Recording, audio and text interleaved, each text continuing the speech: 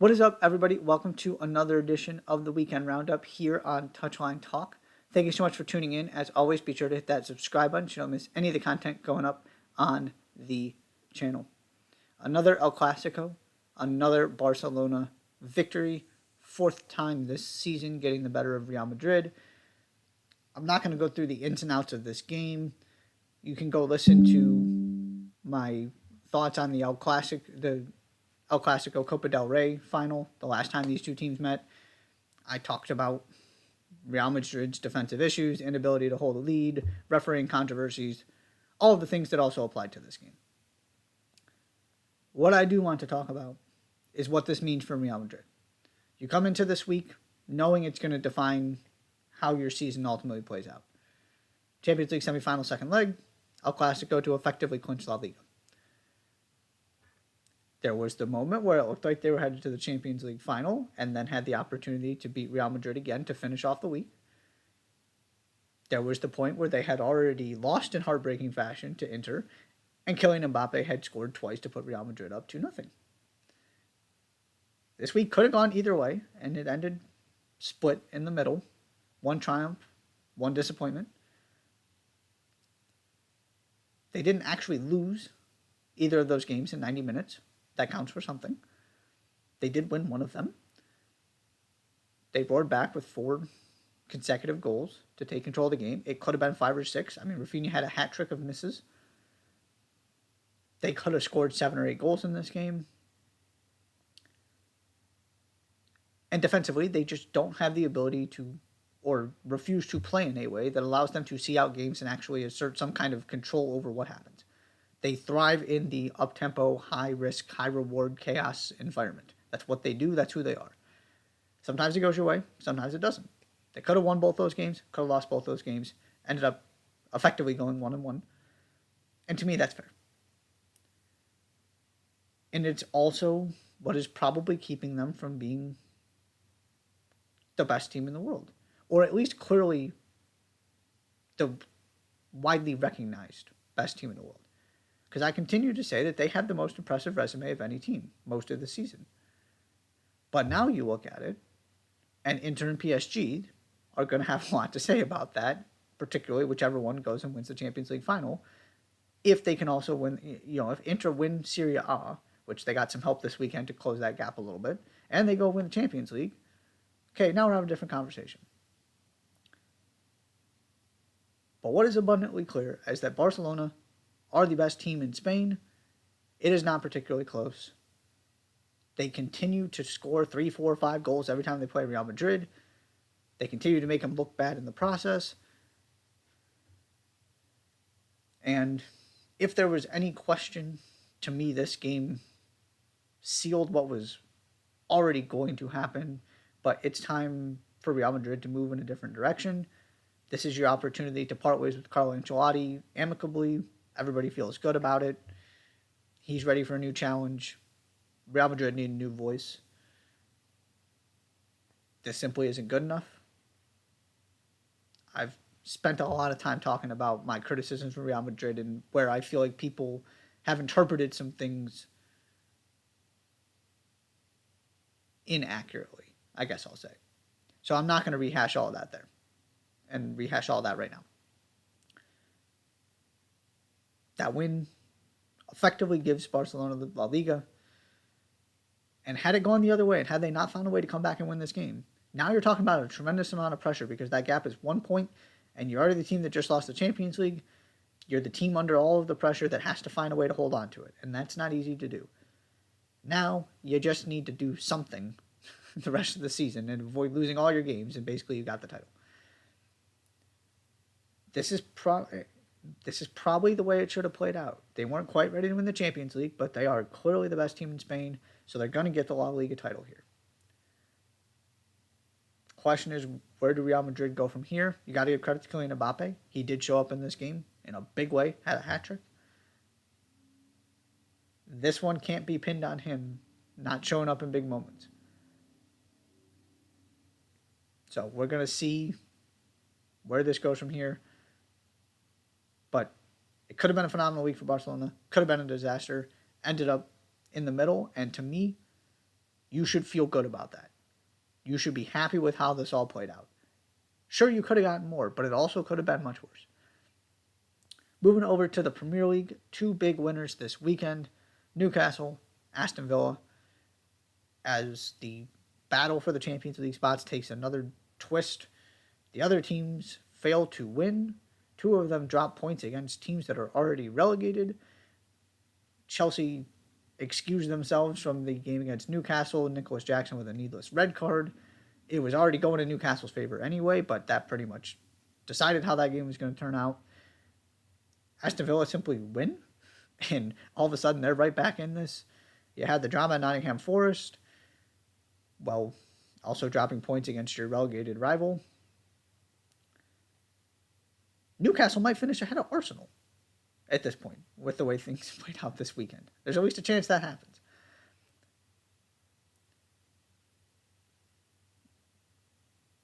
The other interesting part of this is that you still have some head-to-head games, and you still have 7 teams involved in this battle.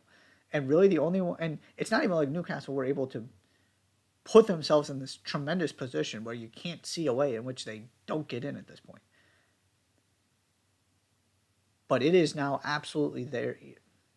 They are in the Arsenal category here where they just need to do their job and not mess up, and they're going to make it. Maybe they finish 4th or 5th and not 3rd, but they're in a really good position. Aston Villa got themselves back into this thing where they can at least put pressure on everybody else to continue to win. And you know that you still have this Chelsea Forest game to end the season. I don't want to hear complaining from Manchester City about Southampton not playing.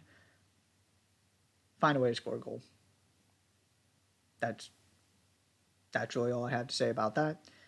So, another series of unexpected events here, setting up a incredibly thrilling culmination to the season in that battle for the Champions League spots.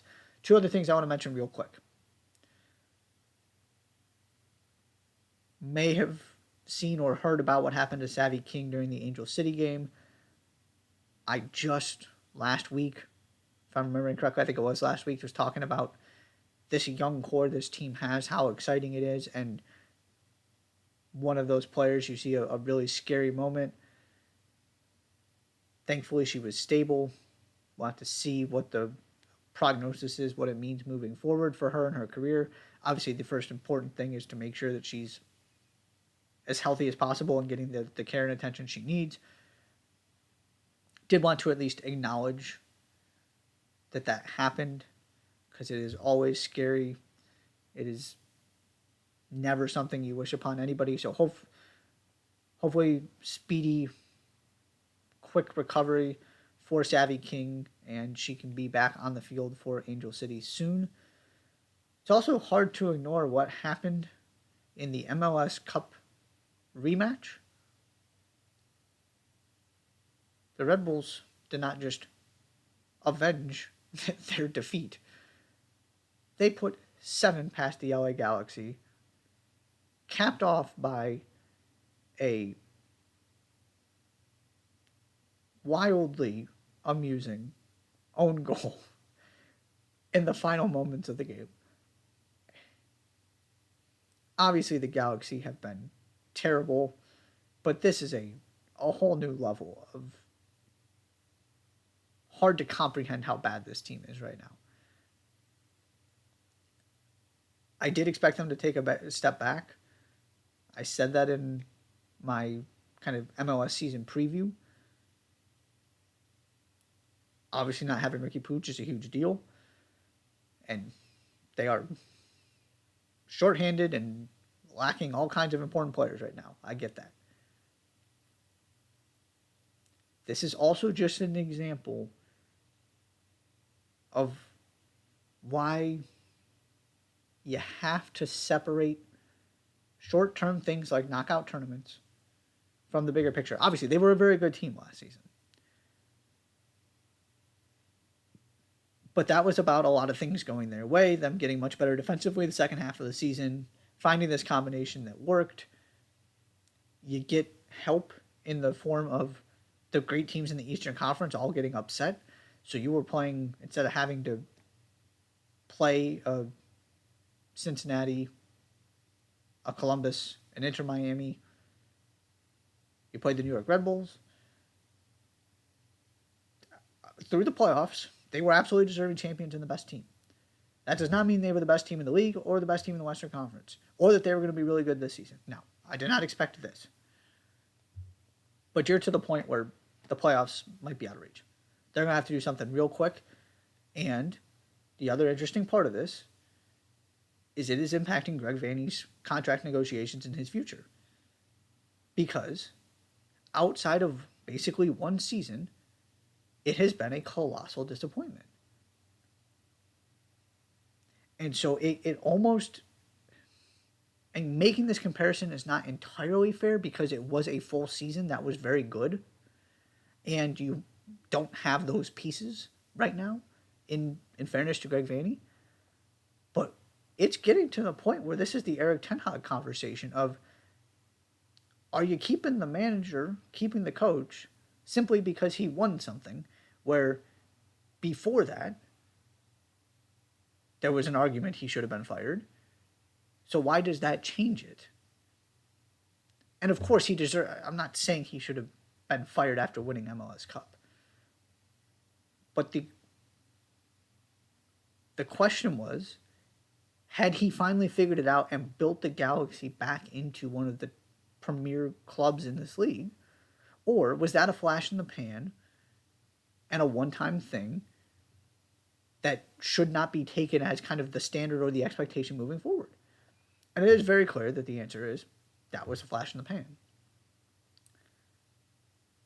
So it makes for a very interesting conversation and discussion about what do the Galaxy do, because you can't just, at least for me, one MLS Cup and one great postseason run does not undo all of the things we have seen before this in the Greg Vanney era. And obviously, it went before that too. But you've got some really difficult questions to ask if you're the Galaxy right now and what you want to do moving forward and what this is going to look like. Because that was, horrifying might not even do it justice. So, wanted to at least acknowledge that because you don't see the combination of, they now are off to, I believe it is the worst start in the history of MLS. And the defending champions just lost 7-0. And those things happened in the same game. That is where the Galaxy are right now. And that is all I have for this edition of the Weekend Roundup. Thank you so much for tuning in. Be sure to hit that subscribe button, and I'll see you next time.